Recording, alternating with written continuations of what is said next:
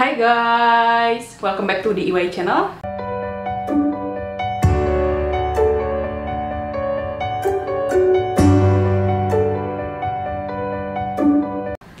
Oke, kali ini kita ketemu di edisi ngalor ngidul gitu, bahas apapun yang penting santuy gitu bersama dengan Cek Ende. Oke, kita mau bahas sesuatu yang lagi hits gitu, lagi viral juga nih terkait suatu isu di mana si artis ini katanya sudah menjadi rahasia umum gitu loh teh. Dia berselingkuh gitu, kemudian dia nikah lagi. Nah, isu yang mau aku angkat itu anak dan perselingkuhan orang tua gitu. Aku mau tanya nih teh, ketika orang tua selingkuh, anak itu sesakit hati apa sih sebenarnya? Oke, jadi yang pertama, ketika seseorang punya kemampuan untuk berselingkuh, itu kan udah satu isu. Iya. Anak udah isu lain gitu. Tapi kalau ngomongin tentang perselingkuhan kan artinya dia merasa tidak puas dengan sesuatu yang dia miliki, kemudian dia tidak bisa menghadapi ketidakmampuannya itu. Jadi dia menghadapi situasi rumah tangga yang blank, tapi dia tidak bisa menyelesaikannya. Akhirnya dia mencari sesuatu di luar itu untuk berpura-pura bahwa saya baik-baik aja.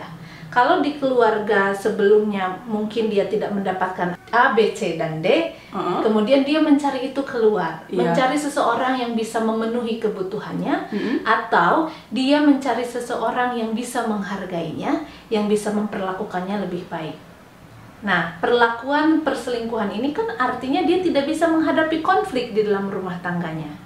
Ketika orang berselingkuh kan tidak mungkin langsung terang-terangan, pasti berbohong dulu.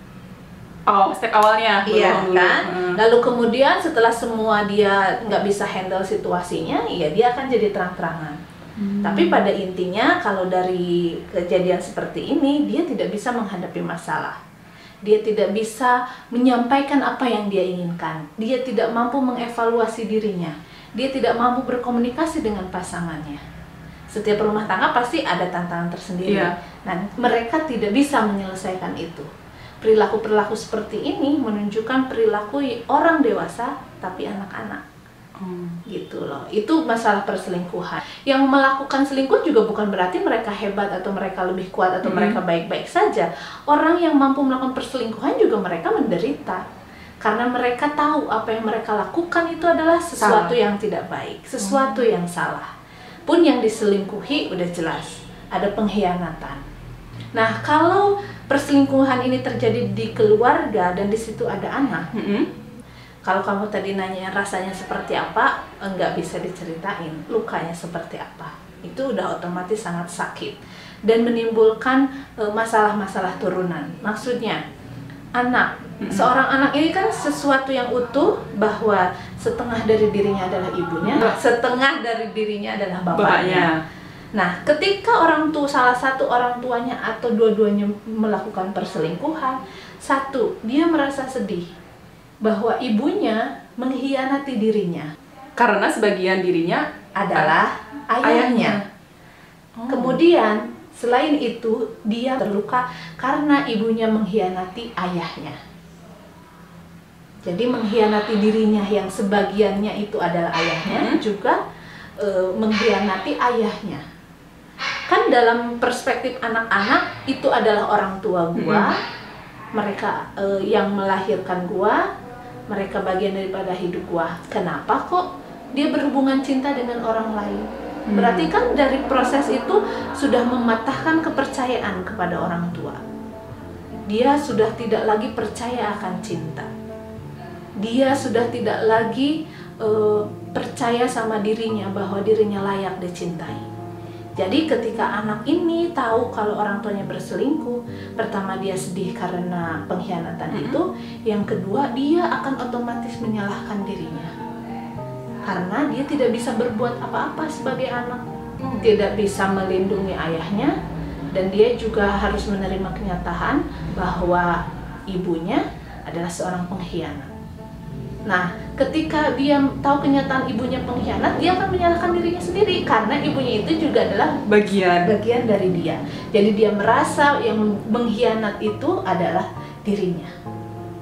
Jadi kalau mau ditanya lukanya seperti apa, itu kompleks banget. Terus anak ini harus bersikap baik. Anak ini harus hormat.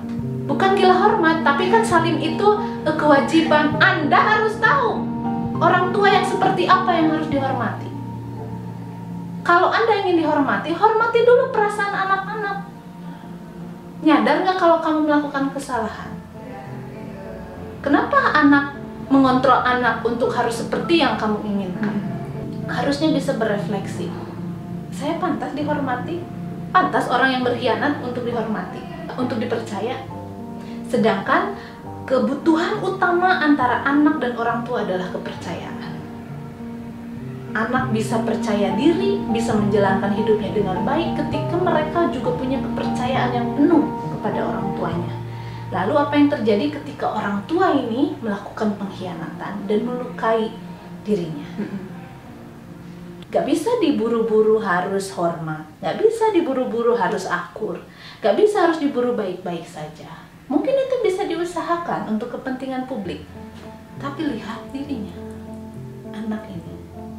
Apalagi kalau perselingkuhan, pengkhianat itu terjadi pada saat anak-anak masih kecil, dan kita belum bisa memulihkan lukanya itu ketika dewasa, anak-anak ini juga akan terus membawa luka itu. Maksudnya memulihkan luka di sini tuh gimana? Apa yang harus dilakukan orang tua ketika tadi dia berselingkuh gitu, kemudian anaknya tahu, dan tadi kan anak merasa dikhianati gitu, kok orang tua gue kayak begini gitu. Satu, harus mengakui bahwa mereka melakukan pengkhianatan, perselingkuhan, dan minta maaf. Nomor 3, jangan paksa anak-anak untuk menerima kalau mereka belum siap. Tapi pada suatu fase mungkin nggak anak memaafkan kesalahan orang tua? Mungkin saya melakukannya. Tapi dengan proses yang panjang ya, Teh? Proses dengan panjang, proses melewati semua kesedihan. Jadi gini loh, ada kata-kata sekarang tuh lagi tren. Dikatain kalau anaknya kenapa-napa, anak durhaka. Anak durhaka, itu aja jadi senjata ke anaknya supaya anaknya nurut. Tapi pertanyaannya, netizen coba ya, terus gini, emang ada anak yang durhaka kalau orang tuanya nggak durhaka? Bener juga ya, Teh? Iya, emang ada anak ujuk-ujuk durhaka? Kalau anak durhaka atau kalau anak melakukan sesuatu yang tidak baik, itu hanya bentuk ekspresi bahwa anak ini tidak mendapatkan yang dia butuhkan dari orang tuanya.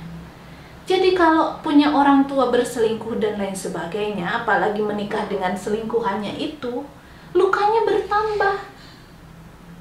Dia harus menerima bahwa orang tuanya selingkuh dan ternyata bercerai, dan kemudian menikahi selingkuhannya itu, dan sekarang selingkuhannya itu dibela habis-habisan, dan sebagai anak dipermalukan dengan membuat postingan.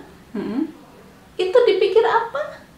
Sekarang warga Indonesia saya lihat sudah sangat pintar, sudah sangat cerdas melihat kasus yang seperti ini, dan saya senang melihat warga Indonesia sekarang sudah mulai dewasa gitu, bisa melihat mana yang seharusnya, mana yang tidak seharusnya gitu. Ada banyak sekali kan komentar katanya lebih membela suaminya daripada anaknya, karena suami nggak ada punya hubungan darah sama kita. Jadi mati-matian akan diperjuangkan. Karena anak punya hubungan darah, dia merasa gampang, anak mah nanti bisa diatur, ancam aja anak durhaka. Dia akan tetap jadi anak saya. Karena suami bukan ada hubungan darah. Kalau kita nggak nurut sama suami kan bisa diceraikan, dan itu yang tidak mau dia terjadi. Sementara pas mantan pasangannya sudah punya istri yang bahagia ngurusin anaknya. Kalau rumah tangga ini hancur, semakin dia shaming, semakin merasa gagal lagi. Makanya dia sekarang mempertahankan sekuat tenaga membela suaminya. Karena kalau dia tidak membela suaminya, dia bisa diceraikan, bisa ditinggalkan.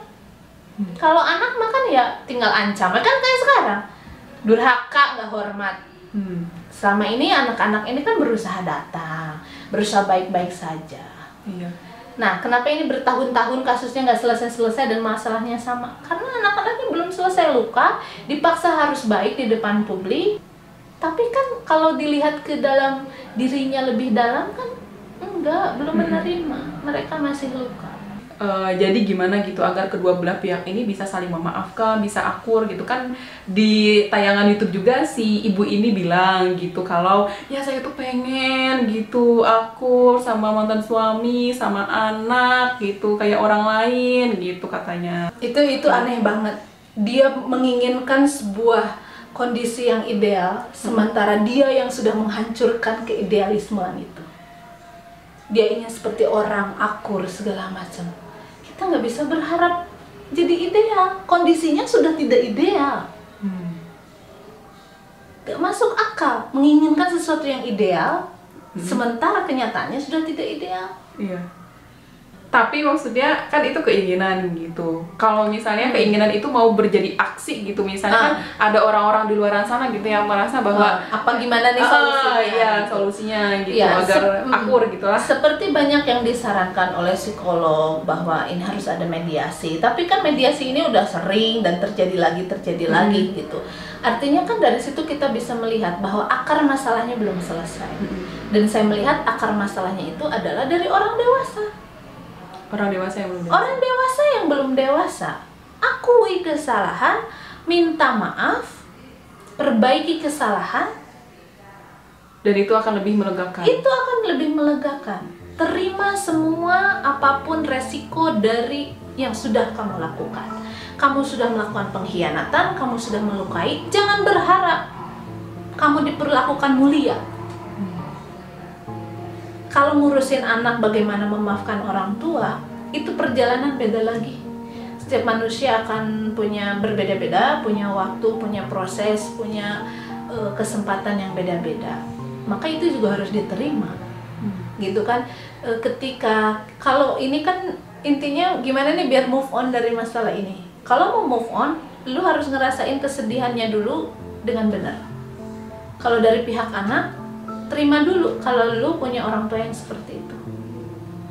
Kalau dia sekarang punya ibu sambung, kan sekarang seolah-olah merasa baik-baik saja karena seolah-olah dia punya ibu yang baik. Padahal kenyataannya kan enggak, ibu kandungnya tidak baik. Ibu sambungnya ini bukan ibunya. Mau sebaik apapun itu ibu sambungnya. Terima kalau orang tuanya, kalau ibunya seperti itu. Dan itu shaming, sangat hina, sangat memalukan. Nah, ini proses ini yang harus diterima anak-anak. Setelah itu, setelah menerima, maafkan diri sendiri bahwa selama ini terlalu larut dalam kelukaan ini, hidup menjadi orang dewasa yang penuh dengan luka. Maafkan diri sendiri. Kemudian setelah itu, proses memaafkan orang yang melukai kita kan gak gampang. Kita baru akan punya hubungan yang baik, kita baru akan bisa menghormati setelah luka-luka itu sembuh. Untuk memperbaiki, untuk menyembuhkan luka itu harus ada penerimaan, acceptance kuncinya, dan itu nggak mudah. Jadi sekarang kalau kita sebagai netizen, menurut saya aksi nyatanya adalah karena orang yang paling tidak berdaya dalam situasi ini kan adalah anak. Jadi kita harus dukung anak-anak ini bahwa mereka tidak sendiri. Kita kasih afirmasi-afirmasi positif, kita bikin support system yang baik. Saya lihat kan di wawancara sampai dikerubutin sama wartawan, janganlah. Karena itu akan bikin down. Bikin down tuh, bikin luka. Kan ini sesuatu yang memalukan, shaming. Makanya kan langsung berlibur supaya nggak ada yang ini. Nah, biarkan. Kalau kita aktif di Instagram, kasih dukungan. Mungkin rada geli sebagian gitu ya, dukung Aurel Azriel, kok disebutin ya, dukung ini, ya nggak apa-apa, bentuk support kita.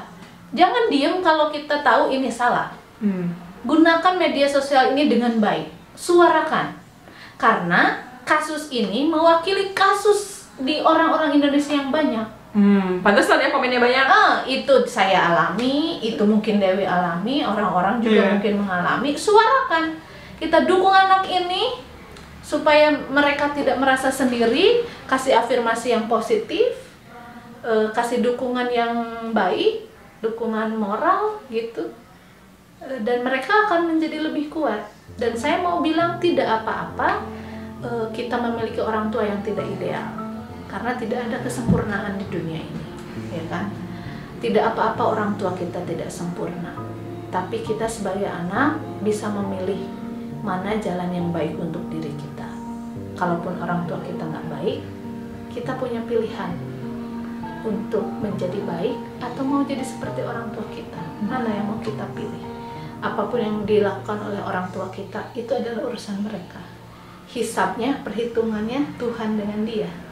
Kita berhak menentukan jalan hidup kita sendiri. Jadi closing statementnya ini, karena udah lumayan panjang juga gitu ngebahas, karena kita ngebahas perselingkuhan ini dari kacamata anak ya, bagaimana anak terpuruk dan bagaimana seorang orang tua gitu melakukan perselingkuhan, apa yang membuat anak tuh sangat down gitu. Jadi closing statementnya dari Teteh apa nih gitu? Intinya untuk bersedih nggak apa-apa. It's okay not to be okay. It's okay to not to be okay. Nggak apa-apa, nggak ada yang sempurna. Netizen juga jangan berharap artisnya sempurna, manusia kita semua. Kalau kalian adalah fans-fans yang baik, justru saat ini perlu memberikan dukungan yang baik, yang sehat. Jangan saling hujat gitu. Jangan saling hujat jadi kita merasa benar terus menghujat orang lain, ya enggak juga. Itu urusan mereka, dosa-dosa mereka. Kita lakukan aja yang terbaik untuk diri kita. Oke guys, segitu aja edisi ngalor ngidul kali ini gitu. Jangan lupa untuk di like, komen, dan subscribe gitu guys. Dan see you in the next video guys. Dadah.